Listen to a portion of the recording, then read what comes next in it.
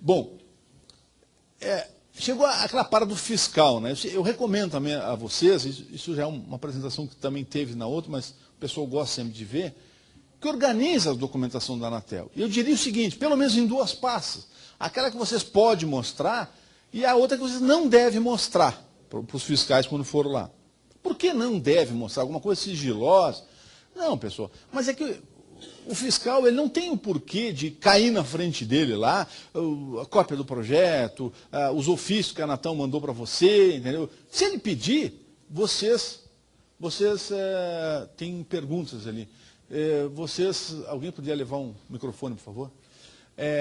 Vocês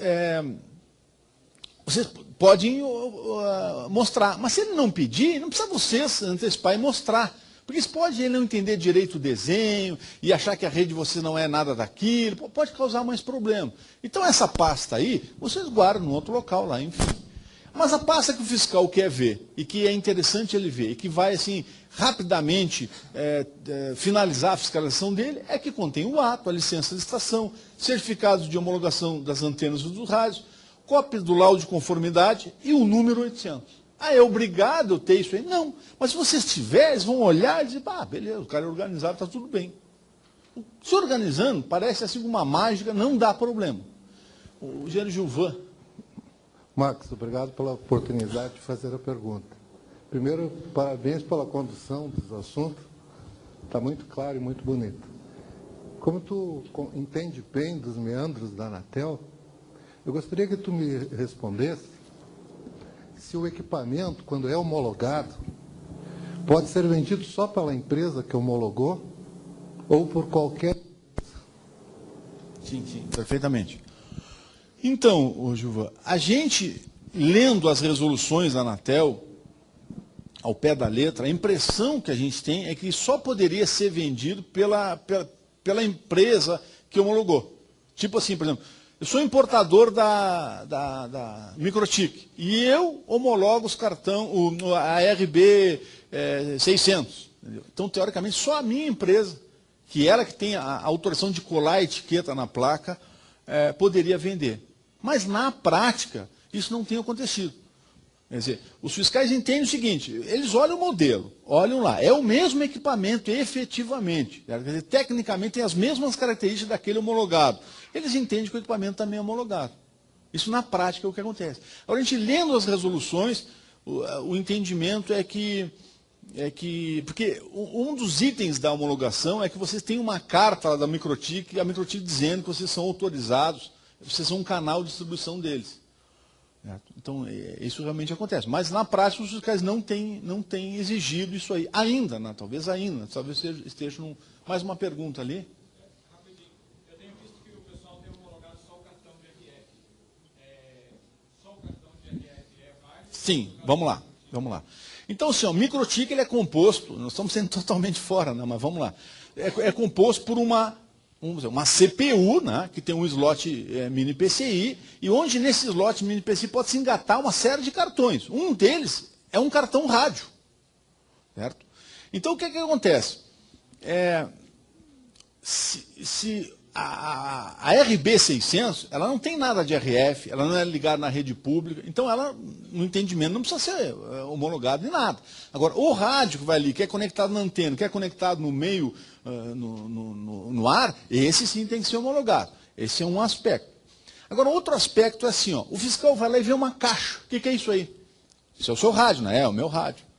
Tá aí, que deu homologação do rádio. Não, eu vou abrir aqui a tampa, vou lhe mostrar lá dentro o rádiozinho lá que está homologado. Ele pode entender também que o equipamento, ele pode ser composto por partes, mas ele compõe um equipamento e esse equipamento deveria ser homologado. Até porque quando se homologa a fonte de alimentação, isso sim precisa fazer alguns testes. Então, assim, no meu ponto de vista, o mais correto é homologar o equipamento como um todo. Certo? E esse seria o mais correto. Mas o pessoal tem aceitado aí homologar só os mini PCs, que é o rádio em si. Antigamente tinha aqueles AP2000, AP1000, né? Então ele ficava muito claro. Quer dizer, o AP1000 era uma base e se encaixavam os cartões. Os cartões eram externos, aí não teria, estava claro, assim, não tinha discussão. Mas agora o pessoal pega uma caixa e soca tudo lá dentro. Aquilo vira um equipamento só. O correto é homologar, então, no meu ponto de vista, nosso entendimento, todo equipamento. O fiscal pode incomodar por causa disso. Falam até que o switcher está ligado nesse rádio tem que ser homologado. Então vamos lá. Tudo fica ligado ao rádio. Houve casos aí de os fiscais pediram relação do cliente, do convertedor. Tá, entendi. Bom, é o seguinte, ó, vamos lá. Antigamente o conceito era o seguinte: todos os equipamentos que estão na estação de telecomunicação deveriam ser homologados. Esse é o que dizia a lei. Todos os equipamentos. Então tinha no break, era homologado. O que mais? Cabo, switch, tudo era homologado. Se vocês compram hoje um switch da Tricom, ele é homologado. Certo? Agora, o nosso entendimento hoje é o seguinte, que é o que os fiscais têm exigido. O que é ligado na rede pública precisa ser homologado. O que é a rede pública? É a linha telefônica pública, certo? Um equipamento, um aparelho telefônico precisa ser homologado, porque ele é conectado numa linha telefônica que é de uma operadora que tem uma concessão, mas é uma rede pública, não é uma rede privativa.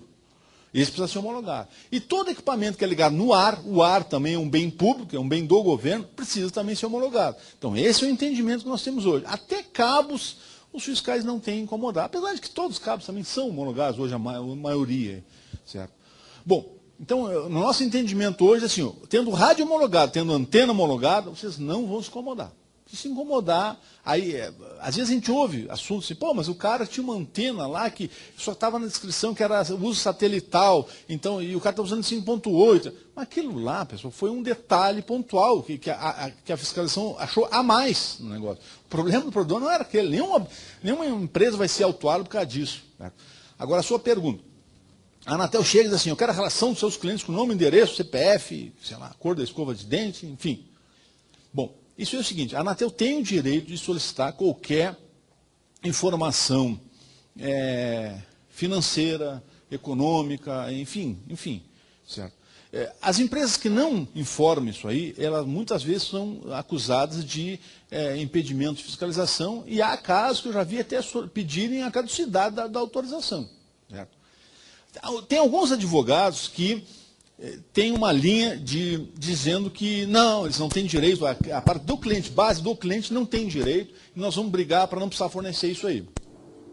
Agora, o que eu acho é o seguinte, veja bem, eu só vi a Anatel pedir isso aí quando ela desconfia que você não é um autorizado e está usando licença de outro.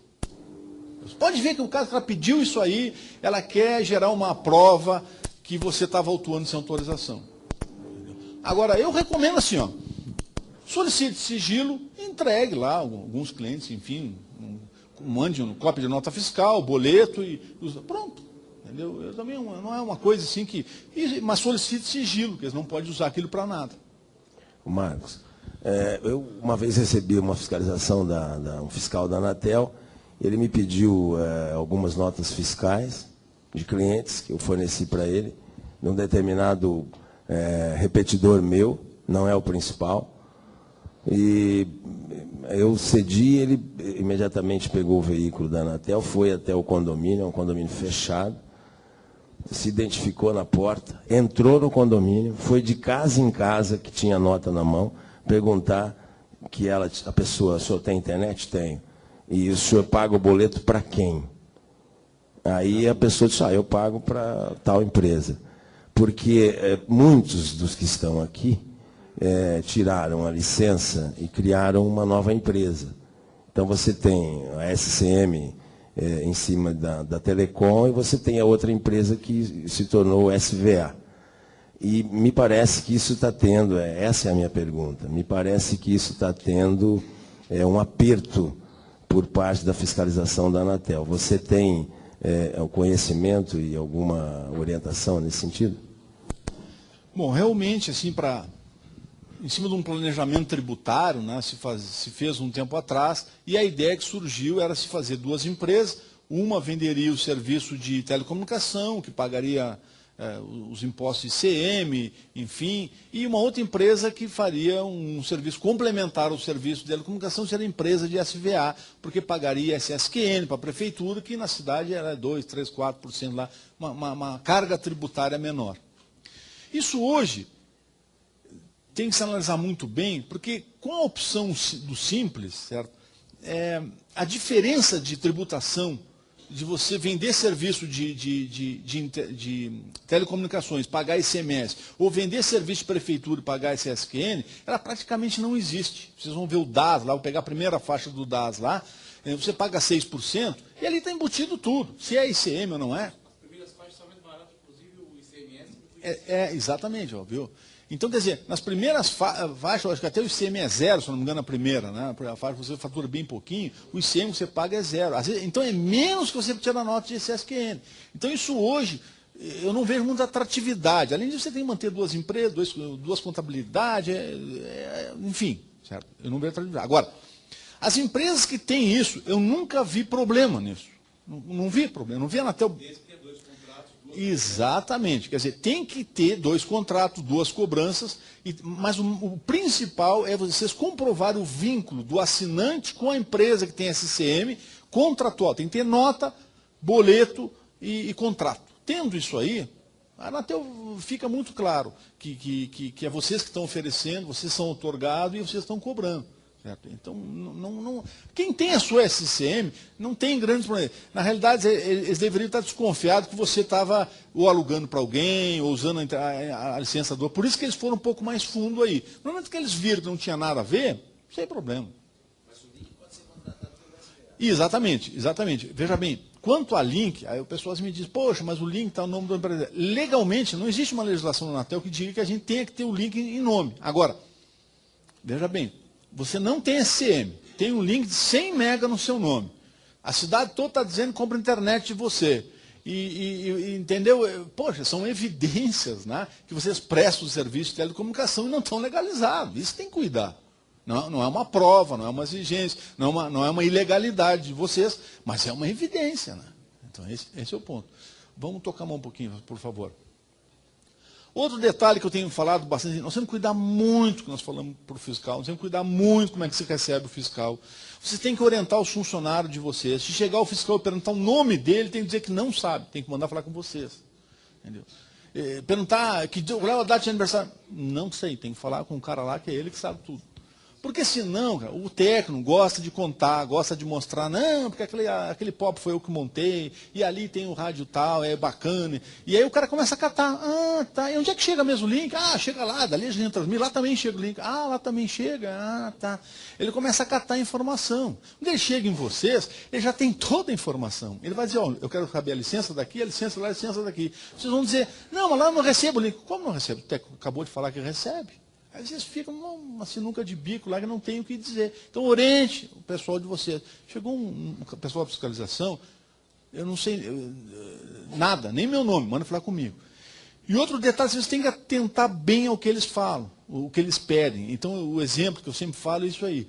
E o fiscal pergunta para vocês assim, vocês têm horas? Aí, ele perguntou se eu tenho hora. Então, eu vou dizer que eu tenho hora. Eu tenho, sim, senhor, tenho. Os afobados, tenho sim, são 10 horas da manhã. Pô, mas não perguntou que horas são. Perguntou só se vocês tinham horas. Então tem que cuidar o que ele pergunta para responder o que ele pergunta. Porque às vezes eles atiram um verde para colher um maduro e a gente na hora ali, entendeu, se entregam, enfim, ou às vezes fala uma coisa que não é, né, e gera um auto, que depois tem que haver uma defesa, enfim, toda uma situação. Né?